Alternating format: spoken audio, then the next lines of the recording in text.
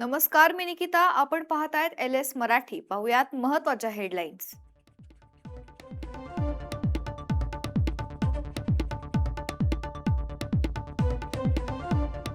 सुनेत्रा पवार प्रशांत किशोर भेटीनं भाजपा नाराज झाल्याची सूत्रांची माहिती.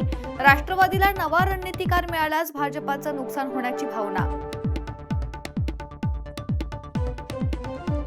6 फुटीर खासदारांसोबत आज मोदींची ब्रेकफास्ट पे चर्चा. काही दिवसांपूर्वीच खासदारांना ठाकरेंना सोडून शिंदे सेनेत प्रवेश. जरांगे आजपासून पश्चिम महाराष्ट्राचा दौरा करणार. सरकारनं फसवल्याचं सांगत मराठा समाजाची बांधणी करणार. पुन्हा मोठा एल्गार. प्रवीण दरेकरांनी काढली मनोज जरांगेंची अक्कल. आरोप करायला फार अक्कल लागत नाही. रस्त्यावर आणि सिटीमध्ये आंदोलन करण्यात फरक. बंगळुरूमध्ये ओबीसी महासंघाच्या अधिवेशनाला मुख्यमंत्री हजर राहणार नाहीत. मुख्यमंत्री देवेंद्र फडणवीस यांची माहिती. कर्नाटकचे मुख्यमंत्री DK शिवकुमार अधिवेशनात सहभागी होणार. पुण्यातील टेकडी फोड प्रकरणात भाजप पाठवणार मुख्यमंत्री देवेंद्र फडणवीस यांना पत्र लिहून करणार कारवाई करण्याची मागणी. नियमबाह्य कामांची चौकशी करण्याची करणार मागणी.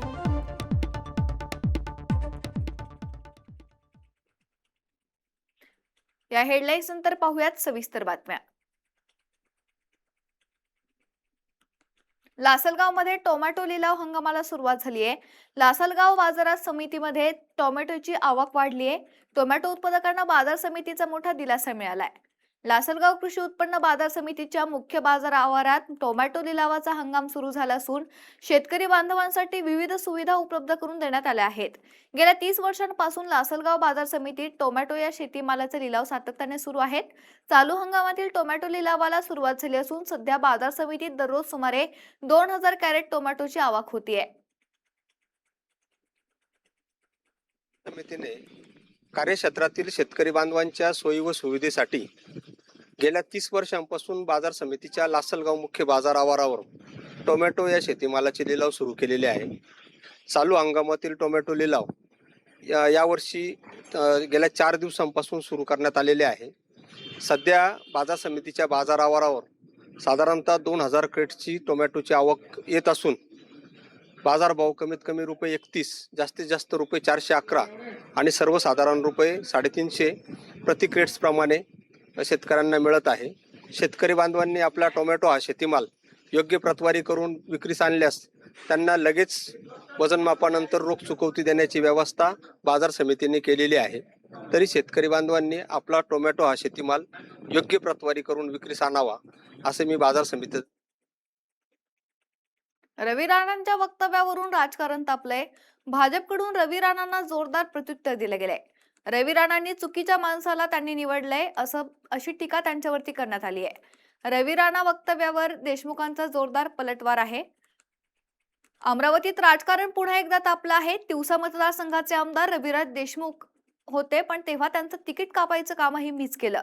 अमरावतीच्या तिवसा मतदारसंघात बदल निश्चित आहे आणि तो बदल रवी राणा करणार आहे असं वक्तव्य आमदार रवी राणा यांनी केलं होतं. यावर भाजपाचे माजी जिल्हाध्यक्ष रविराज देशमुख यांनी रवी राणा यांच्या वक्तव्यावर प्रतिक्रिया दिली आहे. रवी राणा यांना पश्चाताप झाला असेल. चुकीच्या माणसावर अन्याय झालाय आणि चुकीच्या माणसाला त्यांनी निवडलं म्हणून त्यांना पश्चाताप झाला असेल. मात्र हे त्यांचं वैयक्तिक मत आहे. त्यांची चूक झाली असेल असं स्पष्टीकरण रविराज देशमुख यांनी दिलंय. तर मी प्रामाणिक भारतीय जनता पार्टीचा कार्यकर्ता आहे असं ठाम मत रविराज देशमुख यांनी यावेळी मांडलंय. कालचा माझा वाढदिवसानिमित्तचा भरगच्च कार्यकर्त्यांनी साजरा केलेला कार्यक्रम होता. रवी राणा यांनी जे वक्तव्य केलं की रविराज देशमुख यांची तिकीट मीच कापली होती, त्यांना पश्चाताप झाला असेल किंवा चुकीच्या माणसावर अन्याय झाला आणि त्याच्या स्वरूपात ते काल त्यांनी केलेलं हे त्यांचं वैयक्तिक मत आहे. आणि मी गेल्या 32 वर्षापासून भारतीय जनता पार्टीचं काम करतोय, प्रामाणिकपणे करतोय. मी खालून वर गेलेलो आहे. मी युवा मोर्चाचा जिल्ह्याचा उपवर्गीकरणाच्या मुद्द्यावर समर्थन आणि विरोधात राज्यभर मोर्चे काढले जात असताना या वादात दोन्ही समाजांमध्ये दुरावा वाढत असल्याची चिंता व्यक्त होतीये. या पार्श्वभूमीवर उपवर्गीकरणाच्या प्रश्नावर दोन्ही समाजांमध्ये समन्वय घडून आणण्यासाठी बाळासाहेब आंबेडकर यांनी पुढाकार घ्यावा आणि या आंदोलनाचे नेतृत्व करावं अशी भूमिका आंबेडकरी चळवळीचे नेते तथा काँग्रेसचे अनुसूचित जाती विभागाचे राष्ट्रीय समन्वयक सुरेश गायकवाड यांनी मांडली आहे. मोर्चा आणि आंदोलनातून या प्रश्नावर तोडगा निघणार नाहीये, त्याऐवजी संवादाच्या माध्यमातून दोन्ही समाजांमध्ये समन्वय निर्माण करून मार्ग काढण्याची गरज असल्याचंही त्यांनी सांगितलंय. या संदर्भात त्यांच्याशी संवाद साधला आमचे प्रतिनिधी यशपाल भोसले यांनी. चळवळीचे ज्येष्ठ नेते तथा काँग्रेसचे अनुसूचित जाती विभागाचे राष्ट्रीय समन्वयक सुरेश दादा गायकवाड आपल्या सोबत आहेत. दादा, आज आपण पत्रकार परिषद घेतली. उपवर्गीकरणाच्या विरोधात जो आंदोलन चालू आहे सध्या, त्याबद्दल आपली भूमिका काय? उपवर्गीकरण हा अत्यंत गंभीर आणि संवेदनशील प्रश्न आहे आणि या प्रश्नावर आंबेडकरी समाजाचे सर्व मान्य नेते बाळासाहेब आंबेडकर यांनी एक ठोस भूमिका घ्यावी आणि दोन्ही समाजाच्या प्रतिनिधींना बोलून एक समन्वय साधावा आणि वाटाघाटी करून एक सन्मानजन्य तोडगा काढावा अशी आम्ही विनंती बाळासाहेब आंबेडकर यांना करणार आहोत. आपण तोडगा काढावा असं बाळासाहेब आंबेडकरांनी अपेक्षा व्यक्त करतात. कसा तोडगा निघणार आहे? आपल्याकडे काय प्लॅन आहे, काय सूचना आहे? प्लॅन आमच्याकडे नाही. सरकार सोबत बसल्यानंतर तोडगा, सन्मान्य तोडगा येईल, आहे ना.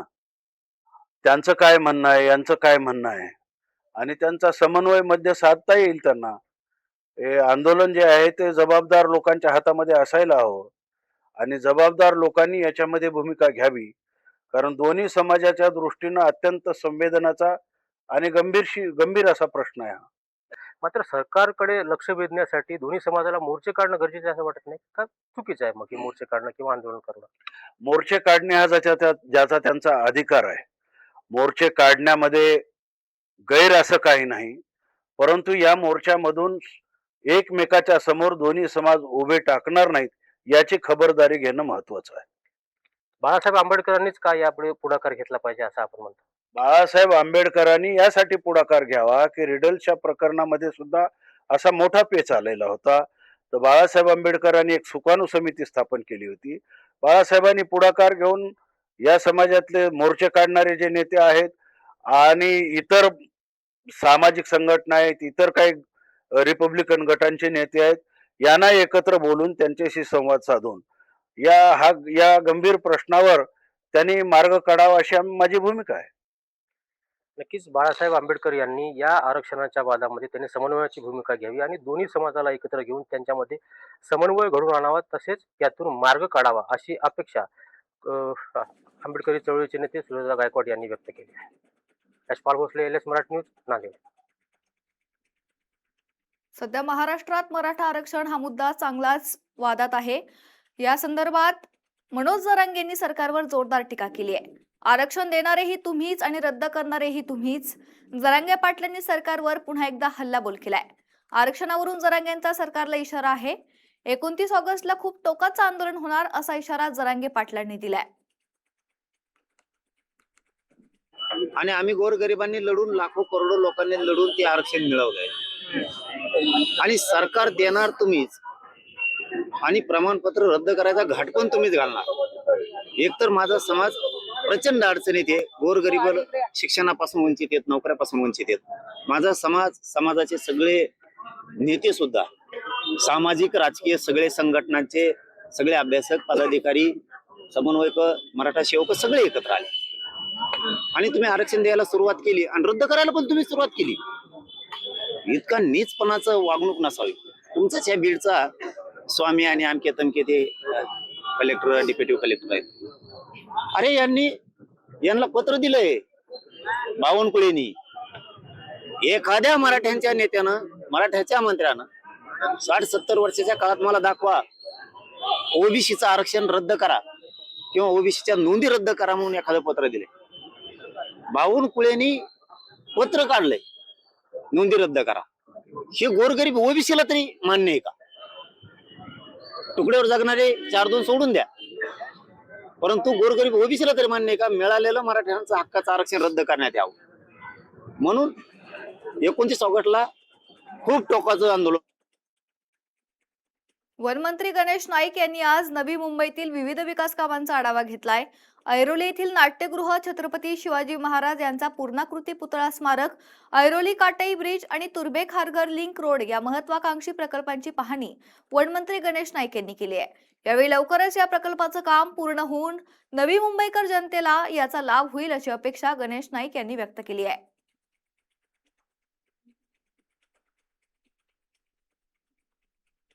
भुजबळांकडून प्रशांत किशोरांबाबत तर्कांना पूर्णविराम. प्रशांत किशोर राष्ट्रवादीत नाहीत असं भुजबळांनी स्पष्टीकरण दिले. प्रशांत किशोर अनेक पक्षांना सल्ला देतात. प्रशांत किशोरांच्या भूमिकेवर भुजबळांचं स्पष्टीकरण. राष्ट्रवादी नियुक्तीच्या चर्चेला भुजबळांचा नकार. मला काय तसं वाटत नाही, कारण ते म्हणजे प्रशांत किशोर यांनी अनेक राज्यांमध्ये जे आहे वेगवेगळ्या पक्षाच्या प्रचाराचं किंवा त्यांना सल्ला देण्याचं काम केलंय. पण राष्ट्रवादीमध्ये काय अजून त्यांची नेमणूक झाली आहे असं मला वाटत नाही. ठीक आहे ना, कारण बाहेरच्या विरोधी पक्षात राहून आपल्याला जे काही बोलता येतं ते सगळंच काही जे आहे सरकारमध्ये राहून ते शक्य होतं सगळं करणं असं नाही. काही गोष्टी होतात, काही गोष्टी होत नाहीत. कारण अनेक गोष्टी सरकारला बघाव्या लागतात. वेगवेगळे जे घटक आहेत, वेगवेगळे समाज आहेत, वेगवेगळे प्रश्न आहेत, शेतकरी आहेत, कष्टकरी आहेत, विद्यार्थी आहेत, महिला आहेत, या सगळ्यांच्या प्रश्न जे आहे सोडवताना जे आहे कुठे थोडंसं जर समतोल राखणं जे आहे. नंदुरबार शहर पोलिसांनी अल्पवयीन मुलांचे लैंगिक शोषण करणाऱ्या 22 वर्षीय युवकाला अटक केली आहे. या प्रकरणी पॉस्को कायद्याअंतर्गत गुन्हा दाखल करण्यात आलाय. पोलिसांनी दिलेल्या माहितीनुसार रायसिंगपुरा येथील चेतन प्रकाश कोळी हा अल्पवयीन मुलांना आणि समवयस्क युवकांना पैशांचं आमिष दाखवून त्यांच्याशी सलगी करत असल्याचा संशय होता.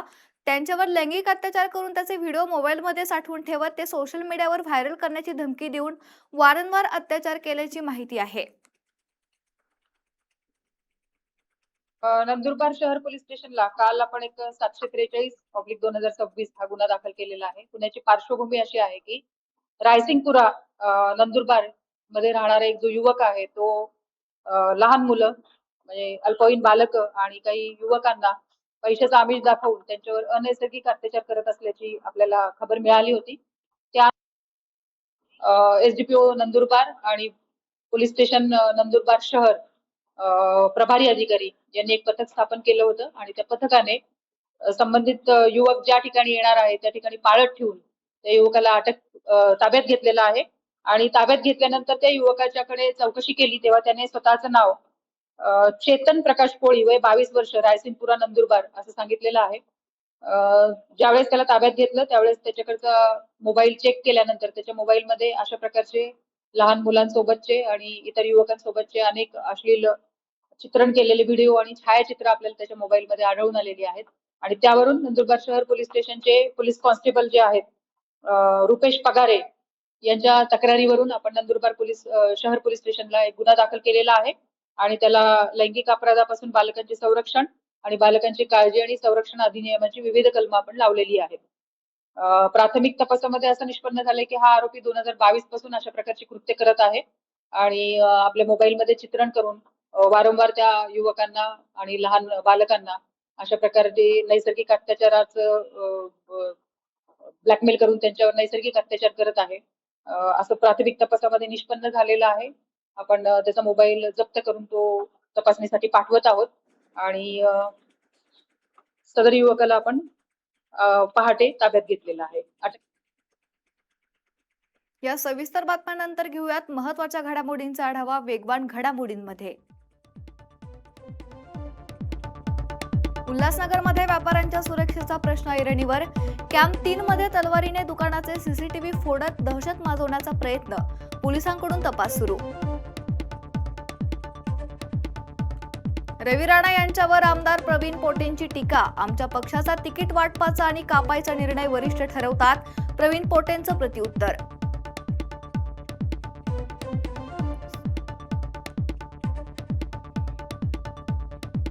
सुनेत्रा सुनेत्रा पवार आणि प्रशांत किशोर यांच्या भेटीवर सुनील तटकरे यांची प्रतिक्रिया. भेटी औपचारिक होत असतात, ती औपचारिक भेट होती, तटकरे यांचं वक्तव्य. अमरावतीच्या चांदूरमध्ये वन विभागाच्या अधिकाऱ्यांनी 50 मेंढ्या केल्या जप्त. विभागाच्या कार्यालयातील आवाराच्या झाडावर चढून आंदोलन. जळगाव शहरातील स्मशानभूमीकडे जाणाऱ्या रस्त्याची प्रचंड दुरावस्था. अर्धा किलोमीटरच्या रस्त्यावर तब्बल 70 पेक्षा जास्त खड्डे. नागरिकांचा संताप. छत्रपती संभाजीनगरच्या फुलंब्रीमध्ये पुन्हा बिबट्याचं दर्शन. बिबट्या दिसल्याने परिसरात भीतीचं वातावरण. वन विभागाच्या भूमिकेवर नागरिकांचा संताप. बुलढाण्यातील खामगाव शेगाव पालखी मार्गाची दुरावस्था. लाखो भाविकांच्या मार्गात काटेरी झुडपांचा अडथळा. भाविकांच्या सुरक्षिततेचा प्रश्न निर्माण. खेड बस स्थानकात नागरिकांचा संताप. एसटी प्रवासात विद्यार्थिनीच्या विनयभंगाचा आरोप. कारवाईच्या मागणीसाठी शिवसेना उपनेते संजय कदम आक्रमक.